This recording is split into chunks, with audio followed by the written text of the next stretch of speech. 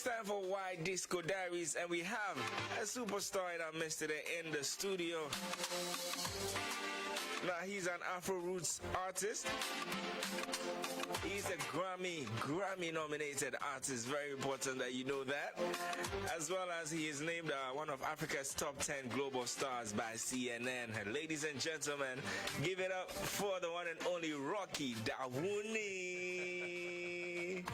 Yes. Live and direct. That's what's up. That's what's up. It's a rainy day in Accra too, you know.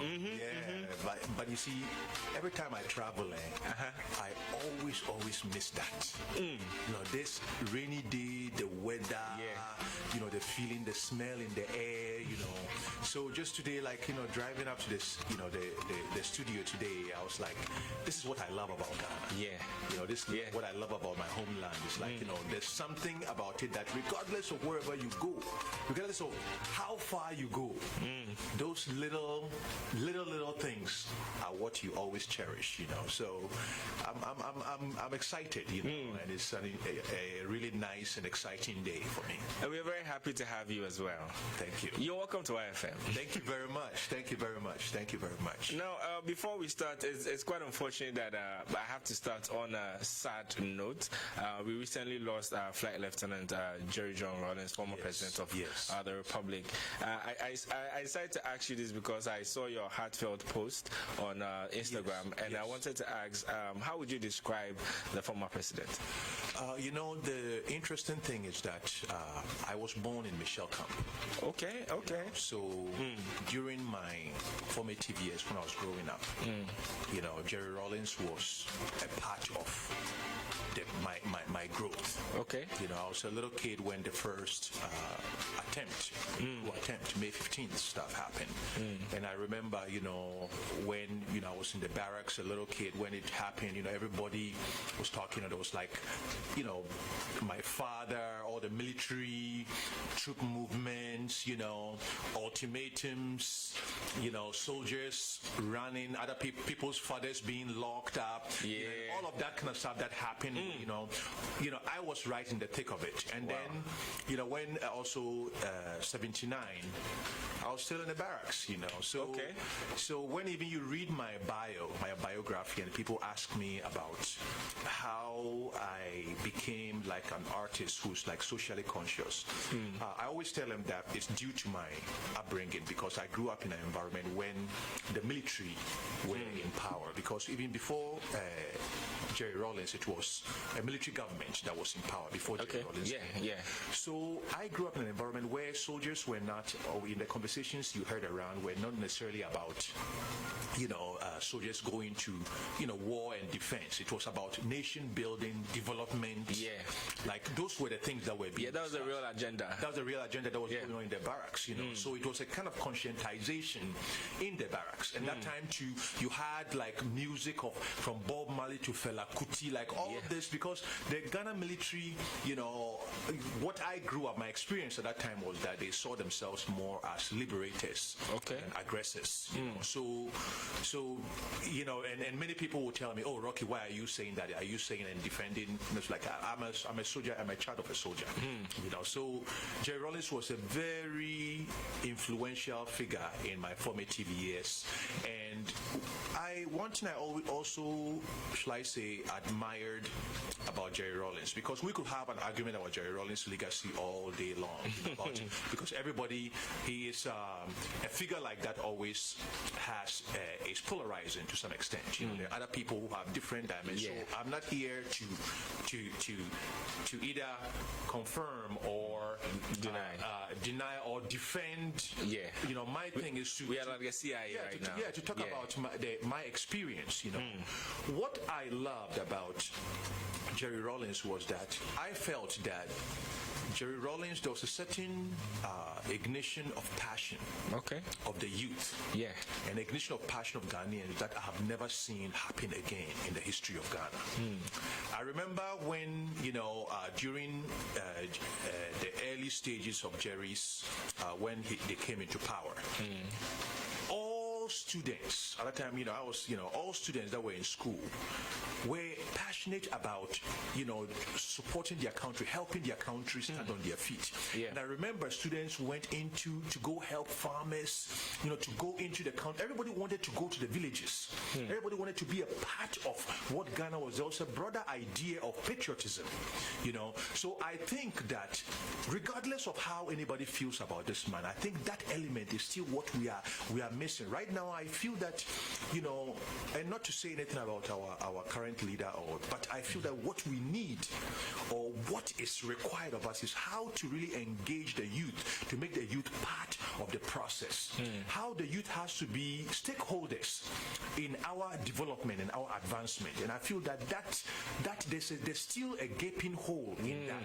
And I think that the Jerry Rawlings charismatic type of leadership ignited a certain level of national ideal that I feel that most Ghanaians who are right now, eulogizing him in so many different ways, are actually referring to that energy of all of us feeling like we are one. Yeah. All of us don't feel like, you are NPP, or you are NDC, you are this, you are this, you are this, you are this, and not to say that democratic systems are a problem. I'm just saying that we have to make democracy a means to advance and unite us, not a means to further divide us and polarize us, because we cannot realize the Ghanaian dream. That's a dream of equal opportunity for everybody if we always work as a divided nation. So as we talk about his memory and we celebrate his legacy, and also he's just a man, so he has failings. At the same time, that does not mean that those failings does not make him, that changes the character of the achievement that he was able to kind of confer on our nation. And then another thing too that I want to bring attention to is that there's only a few leaders that have had power in their hands and have felt the need to now also open up for the possibility of others to be part of that. Many a time when you read history, dictators stay dictators forever. Until they're compelled to leave the but seat. Here is a man who, came through, should I say, the barrel of a gun, the lack of a better word, which there's a lot of arguments about that process, whether that is a right way of doing this or that. That's not the argument of what I'm talking about. But he came, regardless, he became our leader. So he became our leader. He led us through a certain period of, turmoil, obviously. We're going through turmoil as a country. We stabilized. And then at some point, he introduced democratic system into Ghana. So Rawlings is actually the father and the catalyst of the current Ghanaian political and democratic system. And I think that we have to give unto Caesar what belongs to Caesar. Exactly. And celebrate this man, and also know that all of us, as I say, so it doesn't mean that we have to also, put his failings and all of that kind of stuff under the rug. We a man becomes greater when we look at all his, when he's very human. And I think that shows that it's the humanity of him. But at the same time, he is the ideal of excellent African leadership, selfless, unselfish, and then also I think there's only a few leaders in Africa right now that we can say that didn't stash billions and billions and billions of dollars in foreign accounts and have their kids driving in other countries and living a lavish life. I visited him a few times at his home. Very modest man. Very modest man after his presidency and all of that kind of stuff. So let's celebrate him and give him his due in the history, in the pantheon of great leaders that have walked on this our incredible country, Ghana. Wow, I feel like we're going to learn so much today, because with everything you said about the former president, I feel so honored, even more, having this conversation with you. Now, I feel like the next step of this conversation is going to even make us learn more, because for everybody that's still alive, 2020 2020 has been one very unique year. Yes. To put it in better terms, it's been a unique year. Yes. Because we've had so many things happening, from COVID-19, Black Lives Matters, NSAS, and all of that has happened. You are somebody that has traveled to so many different countries, lived in different countries. What do you think is the main lesson that we can learn from 2020? Well, I think the main lesson that we can learn from 2020 is that we can't continue to do things as they are and expect different results. True. As they say, if you whatever action, there's an equal and opposite reaction that happens. And I think in the course of human history too, when you look at even developmental economic models around the world, it's always been development. So development at the expense of, let's say, natural assets like rivers. Okay. Just imagine Ghana. In the name of development, a lot of our rivers are literally dead. It's going to be, in some few years' time, we're going to probably be importing water, because we have not taken care of. You take a metal out of the ground and you think that the metal, you have to destroy something that it gives you life. Yeah. Gold is water. The value of water, gold can never be that. If we are all thirsty here and they give us gold, it will be useless to us. So we have to understand the value of our natural assets. All of these things, I feel that we kept doing it thinking that, this doesn't matter. True. All around the world, the Amazon has been destroyed. The Amazon that used to filter carbon dioxide and all of that kind of stuff for the whole earth, for clean air, has been decimated. But we think we'll do that and it will affect us, because what happens is that when it comes to even diseases, let's take for example COVID or any other disease. Most of the time all these diseases have always existed. They're not new, but they are in the environment, and because of the forest cover, tree covers, and all of that balance, all of those diseases are kept at bay. And a lot of times it's also our eating pattern.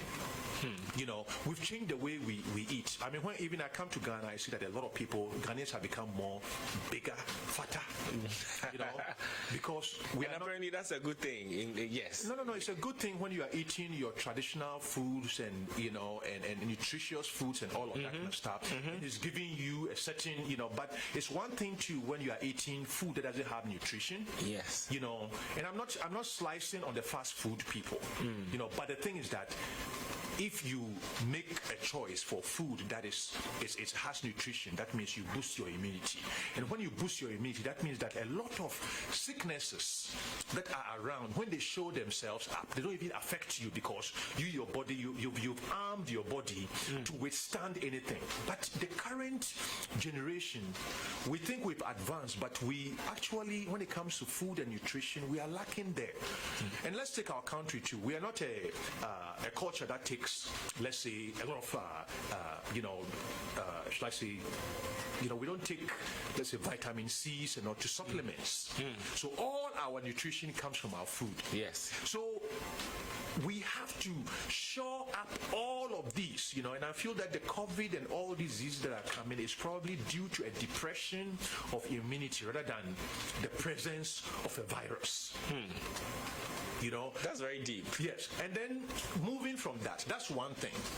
So modern man, we are confronting this issue right now.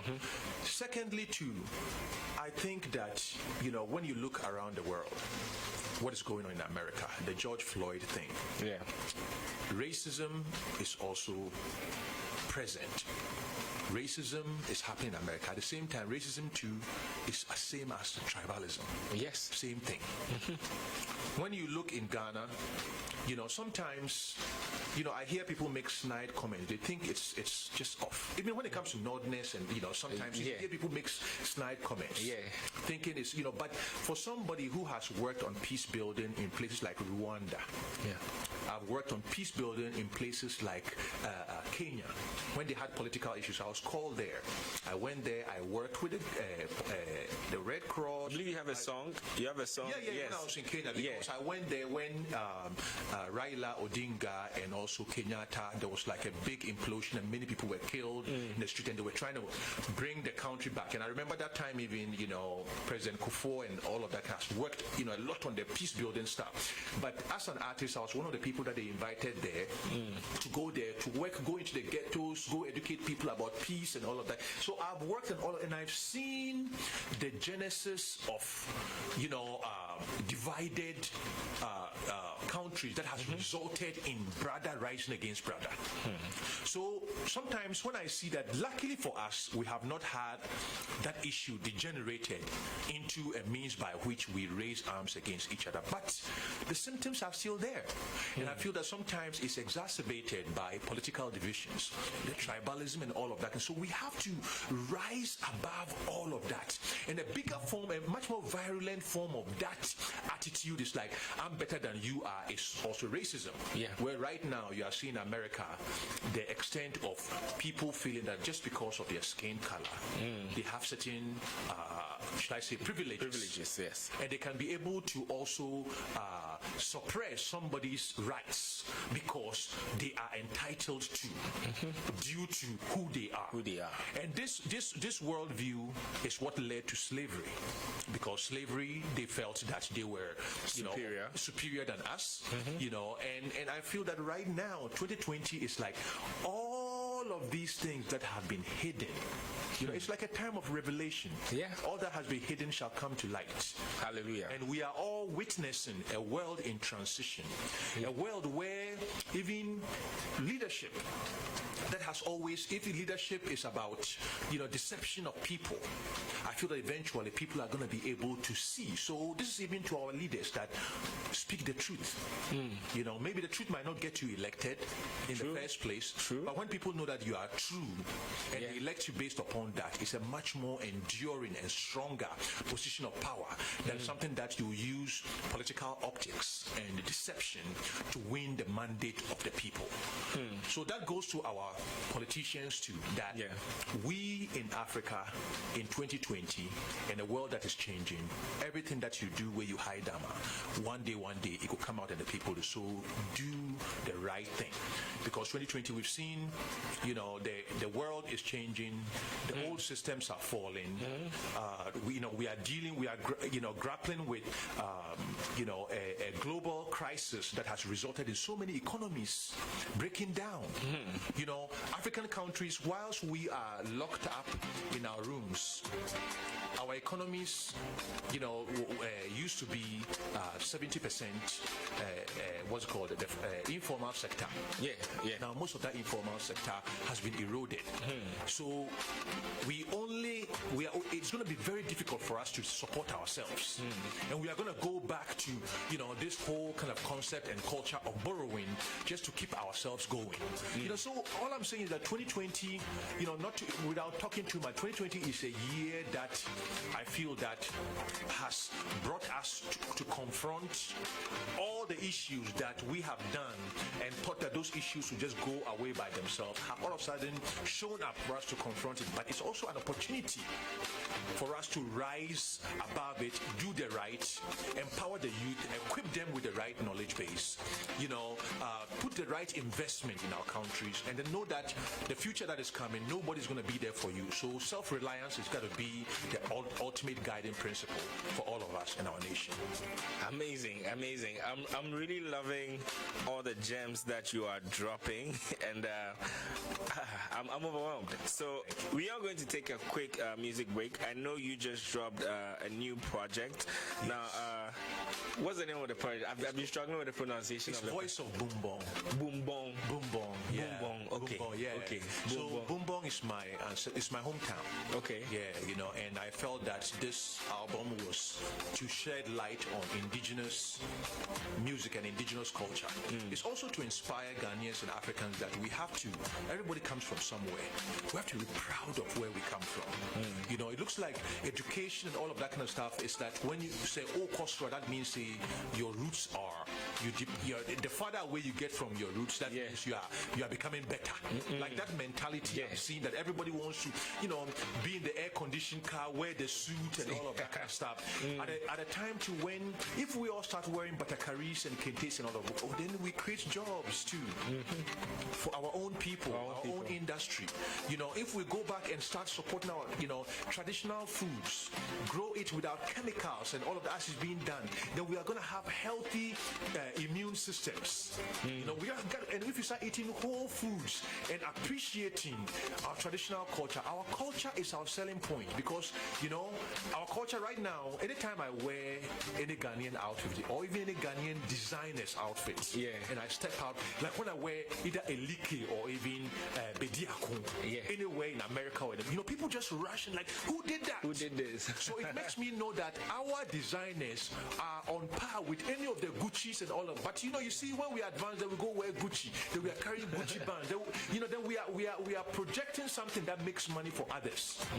Let's elevate our culture. And for me, this album is about appreciation of our traditions, appreciation of our culture, appreciation of who we are as a people. So Voice of Bumbong is an EP, a message of celebration, and then there's the songs too. Some of the songs, I mix traditional styles too, and at the same time, it's a diverse and beautiful album. So I'm going to we are going to go on a quick music break. We're going to play Ghost Town. Okay, of Voice of Bumbong, and then when we come back, we talk more about the Grammys. Well, if I'm talking of tradition and we go to Ghost Town, then we are jumping to a song that is not actually. So which one do you prefer? I would say let's start with My Baby. My Baby. Because My Baby is mixing Ghana music, the Wulume style, and all of that. With a modern songwriting approach to show that that type of music is a world conqueror. Okay. Yes. Okay. So we're going to go with My Baby of Voice of Bumbong by Rocky Dawuni. Amazing, man. You need a round of applause for this one. Come on. Rocky Dawuni in the studio, YFM, the drive of your life. He is a Grammy-nominated artist. Now we're going to come back to the new music, but I want to talk about the projects that gave you a Grammy nomination, branches of the same tree. I want you to tell me about how the process was, creating that project. Well, you see, the thing is that as an artist, a lot of times projects become a culmination of your journey. So I feel that when I started off, reggae, in Ghana, reggae music was the music of attraction. But at the same time too, I'm a product of Ghana, a product of high life music, I'm a product of traditional music, as you can see. So over the years, I have always integrated those elements into my, my presentation of what a reggae is. Because if Bob Marley and all the Jamaicans are talking about Africa, what is Africa doing in terms of the sound, so the Jamaicans can see that, okay, if you're talking about Africa as the roots, this is what the roots should be. Okay. This is where you can learn from too. Everybody always copies what is over there and tries to be, you can never be a carbon copy of someone else. You can only be a greater copy of yourself. Yes. So for me, there was always the intention to evolve the music and push the boundaries. So after Crusade with In Ghana became a global success, I started being booked around for big concerts around the world. And then afterwards, there was an album called Awakening. That was also kind of a very reggae album. Then I came out with an album called Book of Changes. Okay. What Book of Changes did was that, first of all, my reggae fans were very confused because it was very African, traditional music and all of that. But then Book of Changes also was one of the first albums that I started getting, bookings. My song was started being used in American television. Wake the Town was licensed by FIFA for the FIFA, game. That was the first time. EA Sports, and it was like out of the blue, because when that album came out, there was a song called, the Wake the Town started like playing on American, because nobody has heard. They've heard Fela, but in terms of the taking traditional music and adding horns and doing it in that way, it was a new sound. And also once it started getting attention, that sound started, permeating within the TV world and film world. So after that, then I was like, okay, there was a need for me to still rein in my reggae fans because they felt alienated from Book of Changes because it was fully African record. So I did Hymns for the Rebel Soul, which was a very reggae album with still some traditional stuff like Master Plan and all of that. But then that album too, because I had evolved as a songwriter, that album became very popular. So that album too, with the success of the previous album, it got, in TV shows and then was nominated for NAACP Image Award, which is something that most Ghanaians don't know. That was really the first nomination from our country, NAACP Award, which is one of the most respected awards when it comes to Black America. So Hymns was nominated for that. So Hymns kind of set the tone for the next one, the project that was coming. So that got me big US media, big, radio, TV, film use. And then I was like, okay, now I will do a perfect album that fuses the African elements and also my reggae things to create something that is new and fresh. So Branches of the Same Tree was the album. And then when it came out, because the first view that came out, African Thriller. Okay. In African Thriller, immediately MTV, BET, and all of those channels, it just came out blazing. And the video too was done by some of the top film guys in Hollywood. They filmed it in Hollywood with people who worked on major movies. They all contributed to that. They just came there and wanted to be part of the project. So that album got a lot of profile. It was highly distributed. I went on a tour Europe and all of that, and then obviously I wasn't prepared for how impactful the album had been. Wow. Because for you to gain attention, imagine I'm not Jamaican. So most Jamaicans, when it comes to reggae music, a lot of times that's where the attention is. But this album, because of the uniqueness of sound and because of the dimensions that I brought, I had even a lot of my Jamaican friends calling me, like, when it comes to African Thriller, they like that sound, that sound. It was like, how did that sound come about? So for the Academy voters too, their ears were picked by that record. So when it came, thousands and thousands of albums are kind of, put out for the Grammys. And then out of that, 4 are chosen. So even within the Grammy, they say that they choose the 4 winning albums. And out of that, then you choose one that gets.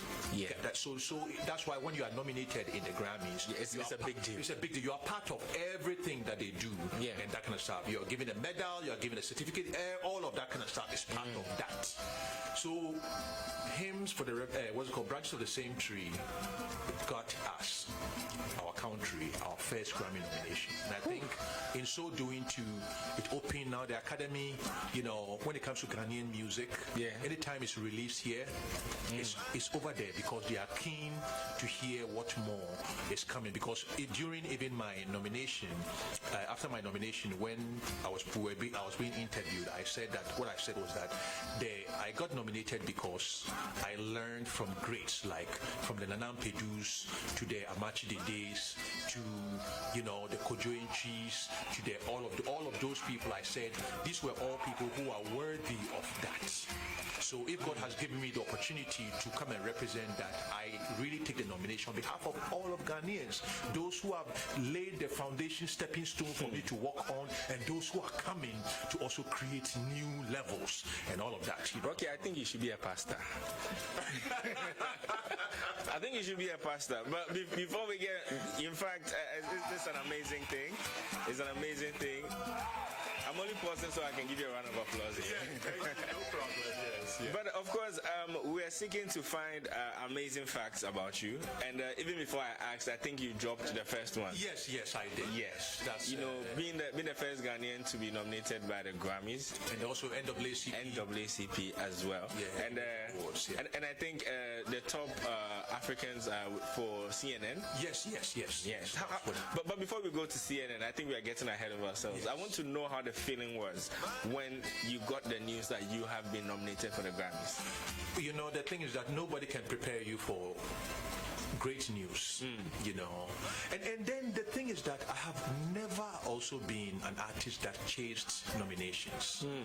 You know, I've never believed in nominations as a means to judge artistic achievement. Yeah. And I feel that the nomination sometimes becomes even a lot of, you know, schemes are basically corrupt enterprises, you know, where people can influence. Yes. You know, so for me, the legitimacy of sometimes like putting my career as like, oh, you need nominations and you need these award trophies schemes and award to show that. I kind of backed off from that from a long time. But the Grammys are the yardstick of the whole world. Yeah. The yardstick of music, period. The highest of the highest. If I land in India any day, and the entertainment industry there, they know it's a Grammy nominated person. They just all of a sudden, you are on a whole other level. Every day, haven't heard of you. Yes. So the Grammys are something that I felt that when I was nominated, I was like, okay, Ghana has arrived. So did you shout? Did you know what? That's what I want. Let me tell you. It's even much more interesting than that. I started hearing about it because I started getting phone calls from Ghana. Okay. So what happened was that I live in Los Angeles. Yeah. You know, and you know, Ghana is 7 hours ahead at that time. And New York is four ahead. So that the evening before the Grammys and all of that, because people have started telling me that they like, you know, this record that you've done. You know, even like very, very powerful people in the music industry. So like, you know, this record that you've done, you created a watershed album. You know, it's like people are gonna look back and see how amazing this record is. So maybe you are not seeing it. So you know, obviously I didn't want that to go into my head. Yeah. You know. And then the following morning, you know, obviously I woke up in the morning, I didn't turn on my phone, nothing. Got a cup of coffee. Then I turned my phone on. And I saw like all these messages coming, congratulations. I'm like, hey, Charlie, I talked to you or what? You know, it's like, me too, I know Stake America because, you know, American Lotto, you know, the people in us. You know, so I was like, okay. So then I went on the internet and I saw, so immediately I turned on my phone, the call started coming in. People were, you know, all of a sudden the phone was calling over and over and over again. So I looked online, everybody, and then I saw, oh, Grammy. Somebody had tagged me the Grammy nominees for reggae music. Yeah. And it's only like one of in the history of the Grammys too. You know, I was literally the second African to ever be able to be nominated in that category. Okay. You know, so it was also a historic thing for that is our third fact. Yes. Yes. You know, so I woke, you know, in Thanksgiving, and I was like, wow, you know, as an artist, you are always working hard, pushing, you know, and not knowing, and sometimes you're not getting the immediate feedback, but you always trust the process, and you always believe in what God has given you, that, you know what, you know, God knows it's good for me, that's why He gave it. So maybe I have to suffer for this craft. And you suffer Christ was crucified to redeem. Yes. You know, so if you are suffering for something that is good for yourself, don't even think twice that it's too hard for you. You know, so for me, it was all of a sudden I could step up and breathe and say, oh wow, you know, this is actually big. You know. And the following day, then, you know, all the media started, you know, from Jamaica, to everywhere around the world, you know, and then I started really recognizing the magnitude of what a Grammy nomination is, you know. So you know, it was exciting, you know, it was great. But you know, for me too, I gave thanks because I knew that it was going to change the dynamics for the industry in Ghana, especially in the eyes of so many of the voting members, the academy, and all of that kind of stuff. And since then, there has been a lot of overtures in terms of, you know, getting me involved in a lot of stuff that are decision making even within the academy and all of that kind of stuff. And I think I've had opportunity to, and a platform to really advocate for African music in a big way. Okay. Amazing stuff. Now, talking about Grammys, in terms of artists that you've worked with, you have a very impressive list. Stevie Wonder, Peter Gabriel, Jason Mraz, Janelle Monáe, John Legend, and all these people. What my question is I want one experience with any of these artists that you never forget. For every artist, there's always one opportunity, you know, and that opportunity is to meet your legend, first of all, who has inspired you, and then another humbling opportunity is when you and your legend are booked together on the highest and one of the biggest stages in the world. So, first of all, what happened was that, you know, I was talking about my album, Book of Changes. When I did Book of Changes. Another thing too that I will let you know too later as a hidden thing was that I started one of the most popular African clubs in Los Angeles. And it was called Afrofunky. And Afrofunky became the place where African music, because when I went to America, I was trying to get booked in Los Angeles. And a lot of time the booking agencies and all of that kind of stuff, you know, they won't book me for festivals and all. So I was like, you know, if they won't book me, then I'll create my own platform. So I created my own, and then within 2 years, Afrofunky became one of the most popular places in Los Angeles, period, culturally. Everybody, Jaimon Hansu, every top actor, Prince, you know, top musicians, everybody came to Afrofunky. So when I released Book of Changes, I did a launch concert. And whilst when the concert started, somebody came up to me and said, Stevie Wonder is here. So Stevie had come to see the concert.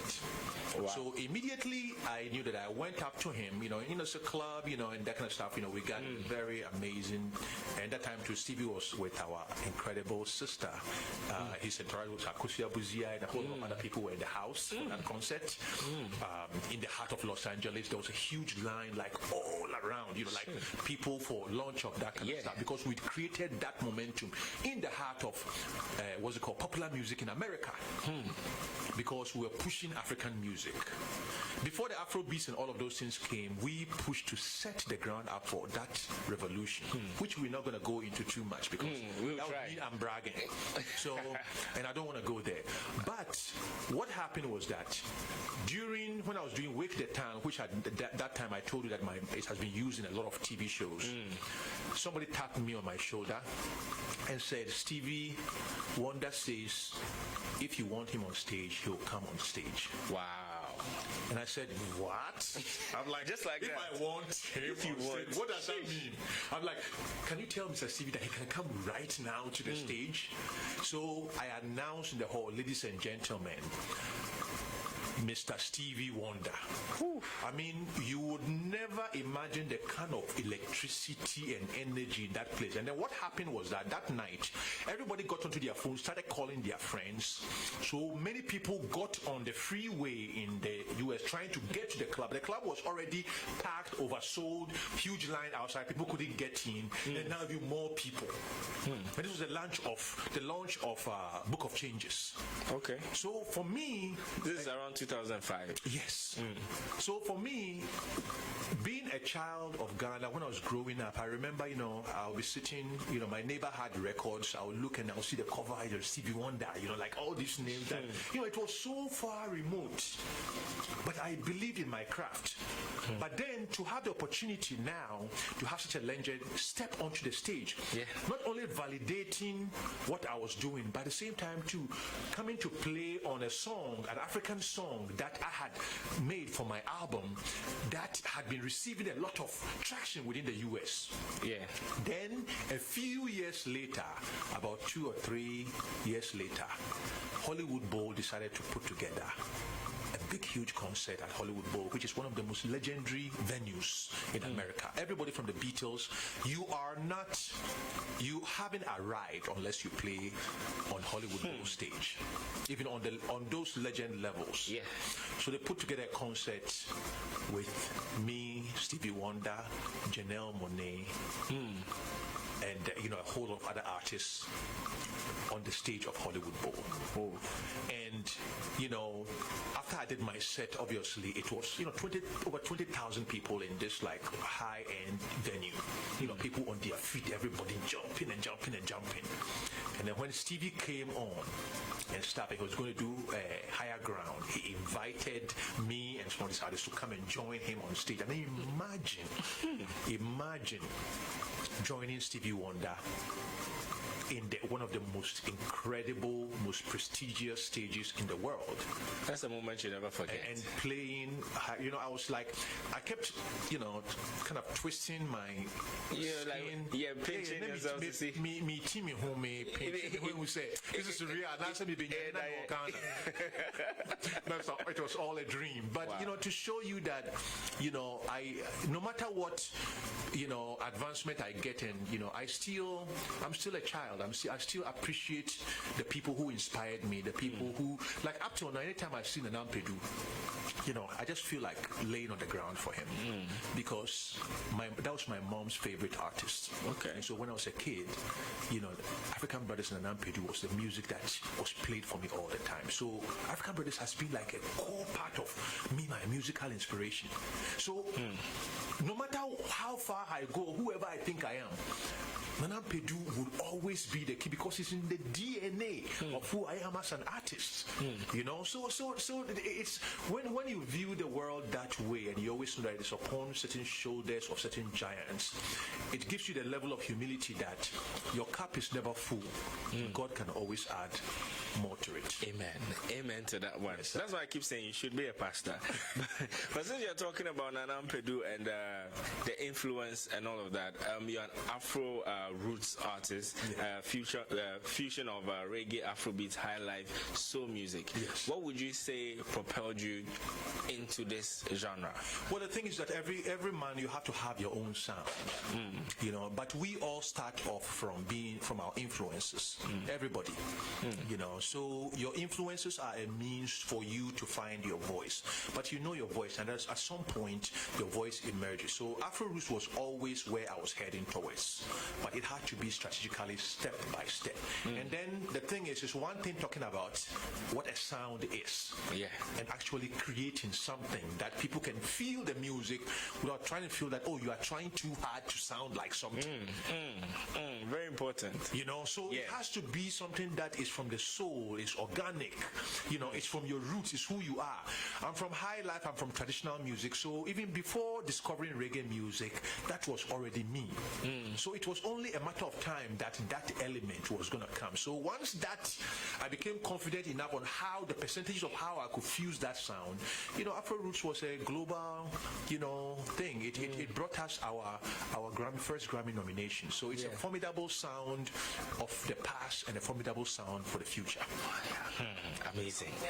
Let's switch up the conversation real quick. Now, with a lot of artists in our line of work, we meet a lot of artists, and when you listen to the music and the content, there's a lot of references to haters and frenemies and the competition.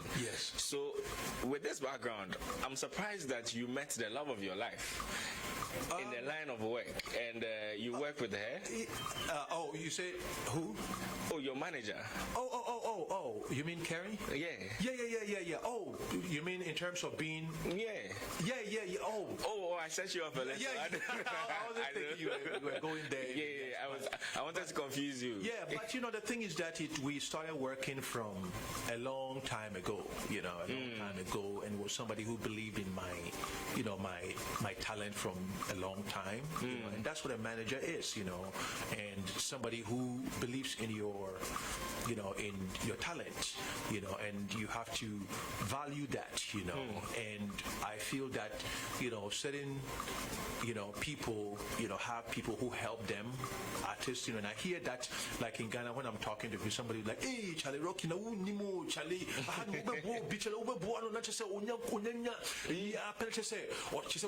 were you at and then I'll ask even some close friends recently, I was asking, I was like, why are you not in the music? You say, Charlie Rocky, that in the music industry take do me, Charlie, I was disappointed though. He said, so many disappointments, plenty people were help, then they never, so there's like that thing, but it's a human situation, you get along with people at some point, you fall out of with people, and all, and so I don't blame people who are not able to have that longevity. I feel blessed that I have been able to, kind of stay with the same people for a long time, and through thick and thin, because this road is not an easy road.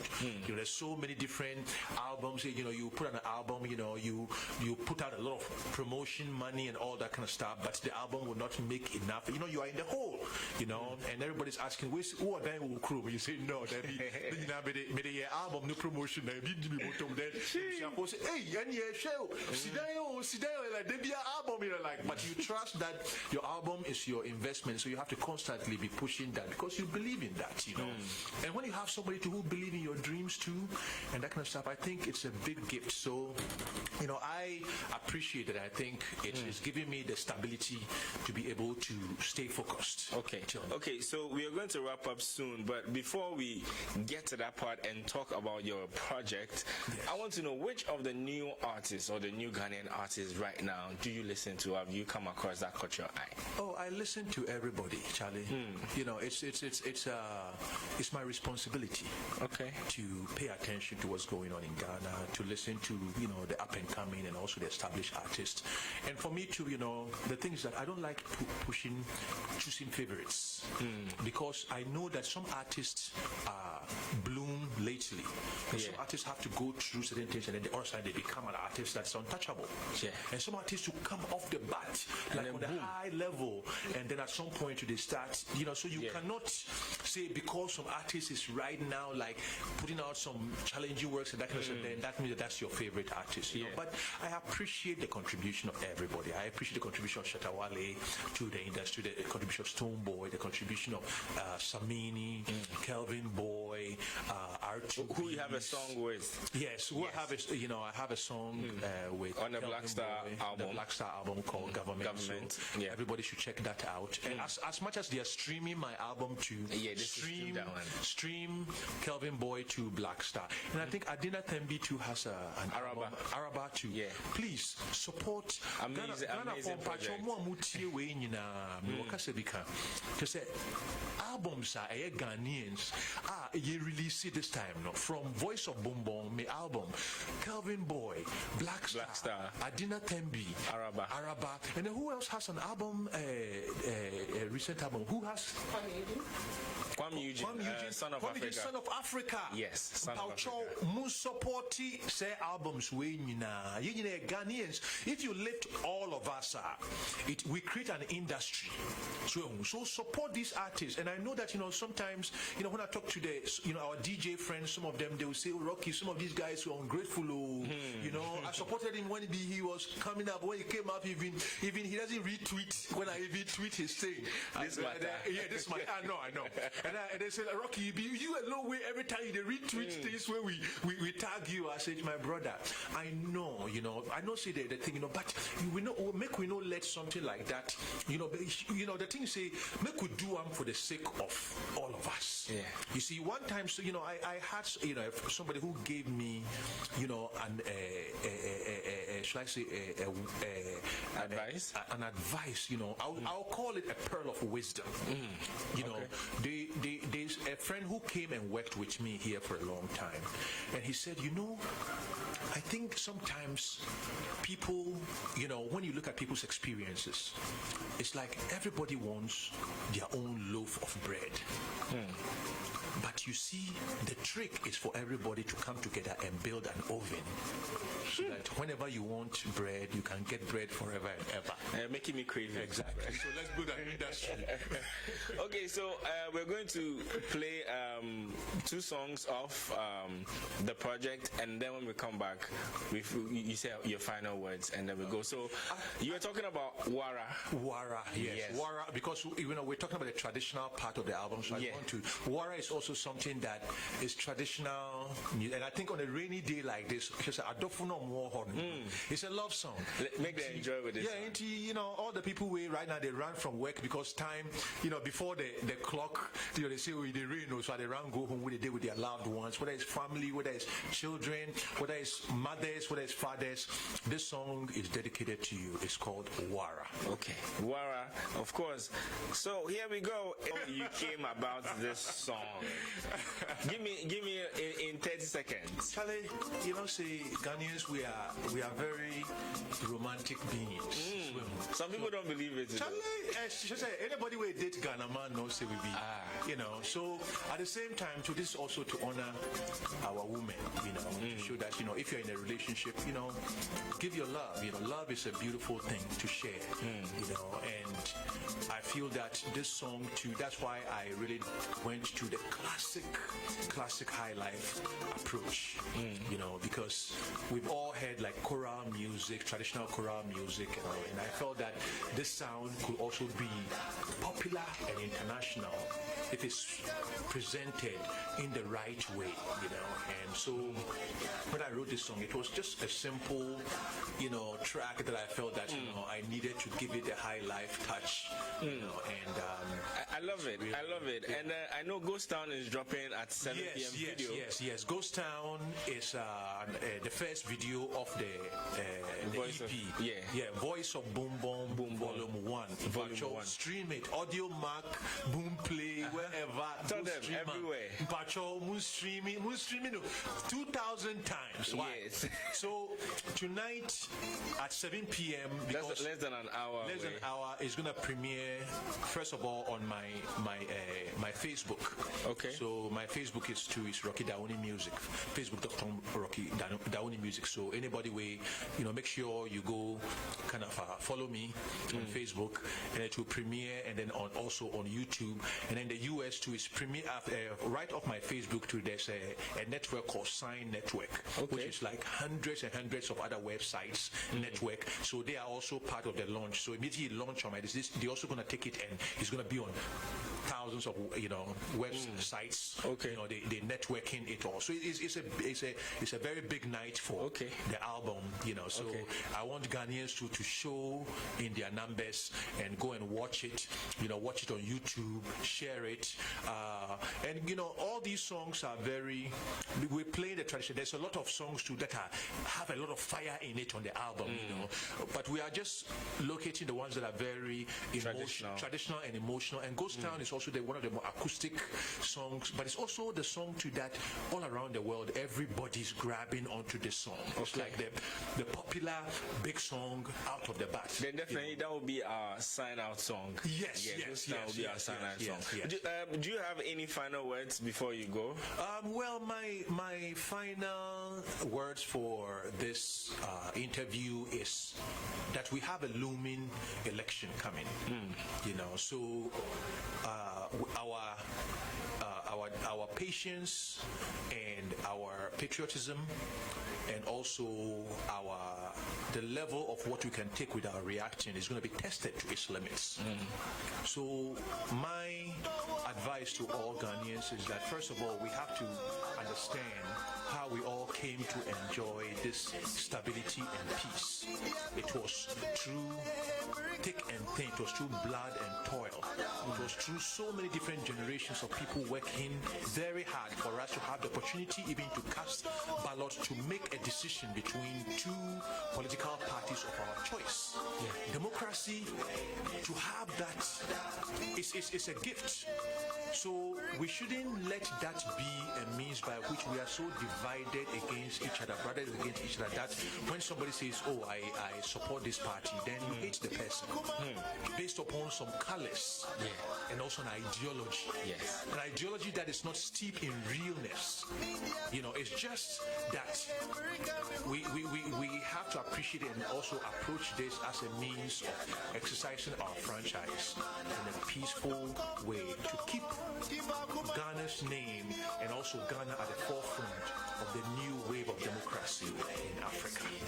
Thank you so much for joining us today. I honestly, on a personal side, I really enjoyed this, learned so much from you, and I'm really honored to meet you. And I hope maybe some other time we can have an extension of this one. I will come. You know, I'm really excited. I'm very honored to be on this show. You know, and it's a rainy day. Everybody should have a great day. And then also on the side too, it's my mother's funeral this weekend. My mom passed away. No, I say it with a lot of happiness because it's a celebration of life. You know, she was a mother to so many people. She brought so much richness to my life, and so I just want to tell everybody, appreciate your mother. Use today as an opportunity to call your mother if you haven't called your mother-in-law. If your mother is close to you, hug your mother because mothers are so important for all of us. Me, I'm celebrating mine. Although we are doing a funeral for her this week, I'm celebrating her and her contribution. So at the same time, I want to tell all Ghanaians, let's celebrate our mothers. God bless us all. Thank you so much. So to sign off, we are playing Ghost Town off the new EP by Rocky Dawuni. This is Voice of Bombon. Yes. So enjoy and make sure you go stream it and also support all the other Ghanaian artists, because that's how we can grow and we can become bigger and better. This has been YDiscoDiaries right here on the Big Y.